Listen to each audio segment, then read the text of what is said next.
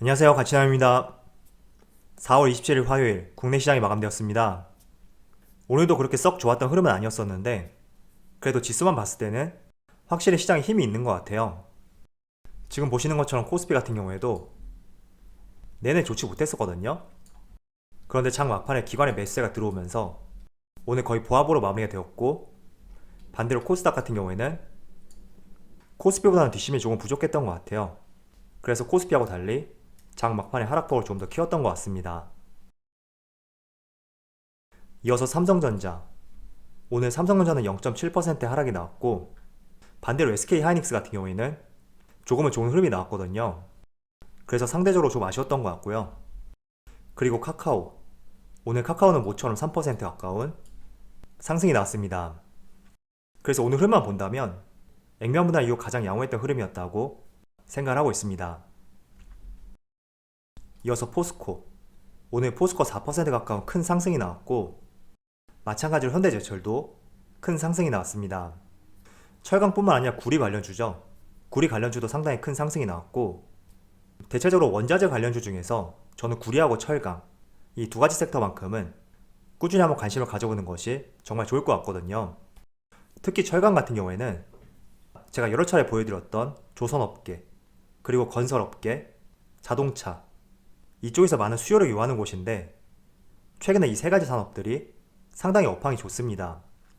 그래서 철강에 대한 수요는 앞으로도 증가할 것이고, 이익 개선에 대해서 기대를 해볼 수가 있으니까 한번 철강 주변 업황들을 생각해 보시면서 그에 맞게 한번 생각을 해보셨으면 좋겠습니다. 그리고 현대차. 오늘 현대차는 0.7% 하락이 나왔고 22만원에 마무리가 되었습니다. 자, 그럼 바로 수급을 한번 살펴볼게요. 먼저 코스피의 수급을 살펴보면 오늘은 기관과 외국인의 동반 수매도가 들어왔고 개인이 나홀로 수매수를 보여주었습니다. 그래도 장 막판에 기관의 매수세를 조금 보여주면서 지수를 끌어올리는데 큰 역할을 했다고 말씀을 드리겠습니다. 이어서 코스닥. 코스닥도 마찬가지로 기관과 외국인의 동반 매도세가 나왔고 오늘도 연기금의 매수세를 보여주었네요. 정말 코스피하고 코스닥, 연기금의 시장을 대하는 자세가 정말 상반된 것 같아요.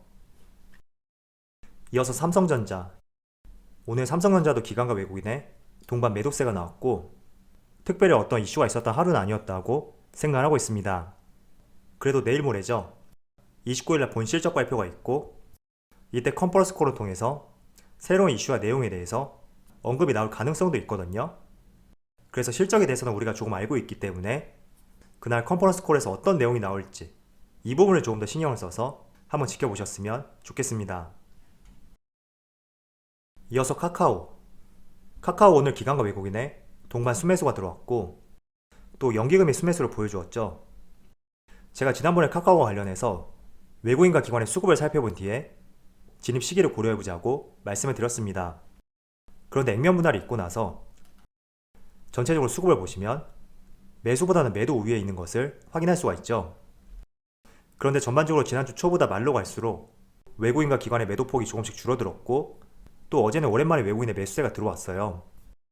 그런데 오늘은 외국인의 매수세가 이틀째 이어지고 있고 새롭게 기관도 매수세가 들어왔기 때문에 어제하고 오늘 조금 관심을 가져보기에 좋은 시점이지 않을까 이렇게 생각하고 있습니다.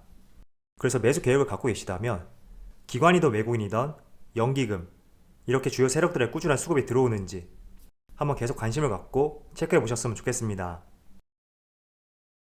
이어서 포스코. 오늘 포스코 기관과 외국인의 동반 수매수가 들어왔고 지금 외국인은 7거래일째 수매수가 이어지고 있습니다. 그리고 기관도 매도세를 꾸준히 보여주었었는데 최근 3거래일째 외국인과 마찬가지로 수매수를 보여주고 있네요. 그리고 연기금이 크게 매수세가 들어왔고 다양한 기관 주체들이 새롭게 매수를 보여주는 것 같습니다. 마지막으로 현대차. 오늘 현대차는 기관과 외국인의 동반 매도세가 나왔고 딱히 별다른 특징이 없었던 그런 하루였던 것 같습니다. 자, 잠깐 업종별 수급에 대해서 한번 보여드리도록 하겠습니다. 4월 26일부터 27일까지 어제하고 오늘인데 외국인이 가장 많이 매수한 업종이 지금 화학 업종이거든요. 그리고 금융업, 서비스업 이런 업종들을 많이 매수했고 그리고 기관 같은 경우에도 화학, 운수창고 이런 업종들을 많이 매수했습니다. 여기 운수창고 같은 경우에는 카테고리 분류상으로 HMM하고 페노션 이런 해운주들이 분류가 되어 있거든요. 그래서 조금 참조를 해보시고요. 어제하고 오늘 이틀 동안은 기관과 외국인이 화학 업종을 가장 많이 매수했다. 이렇게 정리를 해볼 수가 있습니다. 마찬가지로 연기금도 화학 업종을 가장 많이 매수했죠. 자, 그럼 주체별 매매 동향에 대해서 살펴보도록 하겠습니다. 4월 27일 외국인이 가장 많이 매수한 종목은 LG화학, SK이노베이션, SK하이닉스, 현대제철, 카카오 이렇게 5종목을 순매수 상위 종목에 올렸습니다. 유일하게 하이브만 제외하고 모든 종목이 다 상승을 했네요. 자, 이번에는 기관을 살펴보면 SK하이닉스, S오일, SK이노베이션, LG디스플레이, 롯데케미칼 이렇게 5종목을 순매수 상위 종목에 올렸습니다. 지금 여기 하이닉스 외국인하고 동시에 순매수 상위 종목이죠. 마지막으로 개인은 삼성전자, 현대모비스, 셀트리온, 신풍제약, 현대차 이렇게 5종목을 순매수 상위 종목에 올렸습니다. 앞서 외국인하고 반대로 개인이 매수한 종목 중에서 HM을 제외하고 모두 오늘 하락한 것을 알 수가 있습니다. 자, 오늘도 대형주, 코스피 시가총액 상위 종목들의 흐름이 상당히 좋지 못했습니다. 물론 오늘 얘기는 아니겠지만 대부분의 개인 투자자들이 아마도 코스피 시가총액 상위 종목들을 많이 보유하고 계실 거예요. 그래서 제 영상을 보더라도 요즘에 시장이 참 재미없다, 지루하다 이런 말들이 참 많은 것 같은데 실제로도 여러분뿐만 아니라 동일한 의견을 갖고 있는 그런 투자자들이 상당히 많은 것 같습니다. 대표적인 이유가 크게 2가지가 있는 것 같아요. 첫 번째가 요즘에 지수는 조금씩 상승이 나오고 있지만 그렇다고 해서 올 초처럼 폭발적인 지수의 상승이라던가 이런 부분이 보이지 않기 때문에 최근에 상대적으로 조금은 이슈가 되고 있는 코인 시장에 비해서 지루한 시장이다 이렇게 인식이 되는 것 같습니다. 그리고 2번째는 아마도 많은 개인들이 코스피 시가총액 상위 종목 중에서 반도체, 자동차, 2차전지 이런 종목들을 많이 보유하셨을 거예요. 그런데 상대적으로 그런 종목들은 지금 거의 4개월째 지루한 조정 구간이 이어지고 있기 때문에 지수는 상승이 나오고 있지만 그것과는 반대로 내 종목들은 별다른 움직임이 없는 오히려 하락이 더 나오고 있는 그런 모습이 이어지는 것 같습니다. 그래서 실제로 하나투자증권에서도 만약에 올해 삼성전자를 매도하게 된다면 2분기가 되어야 된다 이런 의견도 제시를 했습니다. 물론 저는 여러분들이 단기 투자가 아니라면 오히려 지금 이 삼성전자를 가장 싸게 살 수 있는 기회라고 생각하고 있지만 이런 것은 투자 전략에 따라서 여러분들의 생각과 결정을 달리할 필요가 있다고 생각하고 있습니다. 그래서 작년 말하고 올 초 그 시점과 비교했을 때 너무나 재미없고 지루한 시장이 이어지고 있지만 항상 업종과 종목들 이런 것들은 항상 순환을 하면서 시장이 흘러갈 수밖에 없거든요. 지금 가장 최근에 이슈가 되고 있는 철강, 조선, 화학, 건설 생각해보면 이런 업종들 같은 경우에도 작년 한 해 동안 정말 지루한 권이 오랫동안 이어졌던 그런 업종이었습니다. 그래서 상대적으로 약했던 종목들이 지금은 강세를 보여주고 있지만 분명히 어느 시점이 된다면 이제는 다시 성장주 위주로 좋은 흐름이 이어질 수가 있으니까 재미없는 시장 물론 언제까지 재미없을지 모르겠지만 이런 구간에 늘 관심을 갖고 지켜봐야 될 구간이라고 저는 생각하고 있습니다. 자, 오늘 철강주의 흐름이 상당히 좋습니다. 비단 오늘만 좋았던 것이 아니라 작년 하반기부터 본격적으로 상승 흐름이 이어졌거든요. 그런데 오늘 포스코의 본 실적 발표가 있었는데 지난번에 발표했던 잠정 실적 발표에 비해서 매출과 영업이익이 증가를 했고 이런 부분들이 업황 개선과 함께 지금 포스코 그리고 현대제철 모두 좋은 흐름을 보여주고 있는 하나의 원동력이 되는 것 같습니다.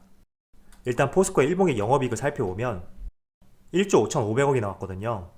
그래서 지난해 동기와 비교했을 때는 무려 120%의 영업이익 성장이 있었고 또 지난 2011년 2분기 이후로 포스코의 최대 실적이었습니다. 자, 그런데 증권업계에 따르면 포스코의 2분기 실적은 1분기보다 더 좋을 것이다 이런 전망들이 많거든요. 1분기에는 1조 5천억이었다면 2분기에는 약 1조 7천억 원의 영업이익을 전망을 하고 있습니다. 자, 포스코의 차트를 보시면 올 초 1월달하고 2월달 이때를 제외하고 별다른 박스권도 없이 지금 꾸준히 상승이 이어지고 있죠. 그래서 어떻게 본다면 좀 부담스러울 수도 있다 이런 생각들을 많이 하실 거예요. 그리고 현대제철. 현대제철도 마찬가지로 올 초에 조금 박스권을 보여주었던 이 당시를 제외한다면 크게 별다른 조정 없이 지속적인 상승 흐름을 보여주고 있습니다. 그리고 오히려 포스코에 비해서 오늘의 흐름은 더 좋다고 볼 수가 있거든요.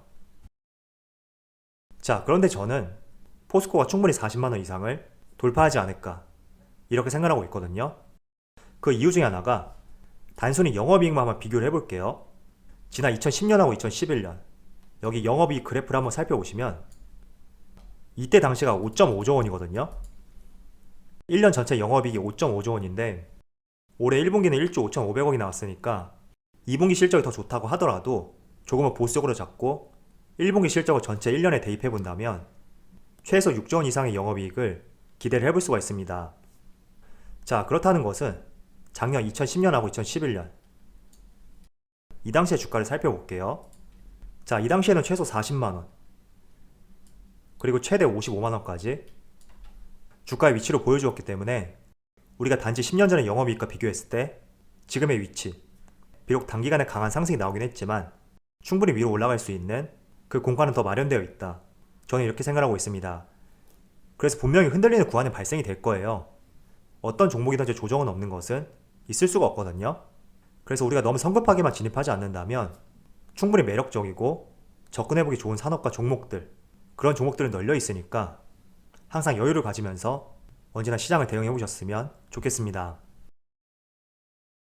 자, 오늘은 제가 여러분들에게 새로운 내용에 대해서 한번 말씀을 드려볼게요. 어제 나온 기사인데 여러분들은 저축 많이 하시나요? 저는 솔직히 2019년, 2020년, 그리고 올해 이렇게 해가 바뀌었다고 하더라도 딱히 조금 더 저축을 하고 있다, 이런 변화가 있는 것은 아니지만 전체적으로 대한민국의 저축률을 살펴봤을 때 지난해 저축률이 10%를 돌파했다는 그런 기사가 나왔습니다. 참고로 2019년 이 당시의 저축률 같은 경우에는 6.0% 이 정도의 수치였는데 지금은 4% 이상의 저축률 증가세가 있었습니다. 자, 저축률이 증가한다는 것은 돌려서 생각해 본다면 다시 경기가 정상화되었을 때 이 저축된 자금들이 보복적 소비로 연결될 수 있다는 하나의 지표로서 생각해 볼 수가 있습니다. 자, 그래서 저도 저축보다는 달라진 소비 패턴을 한번 생각해 봤을 때 어떤 부분에서 지출이 줄어들었는지 한번 곰곰이 생각해 보니까 특히 여행, 이쪽에서 많이 소비가 줄어들었다고 그렇게 생각하고 있습니다. 그래서 지금 지수가 3200포인트를 돌파했고 연말에는 테이퍼링 이슈도 나올 수도 있고 또 공매도 이슈, 여러가지 혼란스러운 상황들이 많이 생길 수가 있는데 경기 정상화, 과거 2019년도 당시처럼 저축률이 6%까지 내려가게 된다면 지금 이 괴리율 4%에 해당되는 이 저축 자금들이 어디에서 사용될지 한번 고민을 해보시면서 그런 종목들은 시장을 흔드는 이슈가 있다고 하더라도 강하게 치고 갈 수 있는 그런 힘과 원동력이 생길 수가 있으니까 내가 주식시장을 자주 체크할 수가 없고 빠른 대응이 힘들다면 이 저축 자금이 보복적 소비로 연결될 수 있는 그런 업종들을 선제적으로 매수하는 것도 하나의 좋은 방법이 될 수 있다고 말씀을 드리겠습니다. 자, 오늘 카카오가 오랜만에 상승이 나오고 있거든요. 그동안의 수급을 살펴봤을 때도 외국인과 기관의 매도세가 조금씩 줄어들고 있고 또 어제는 외국인의 매수세가 유입이 되었습니다. 자, 그런데 오늘 같은 경우에는 카카오뱅크에 이어서 카카오페이 본격적으로 상장 절차에 착수했다는 그런 내용이 발표가 되었습니다. 그래서 이런 부분이 카카오에게 긍정적으로 작용이 되고 있지 않을까 이렇게 생각하고 있고 빠르면 7월달쯤에 상장할 수도 있거든요.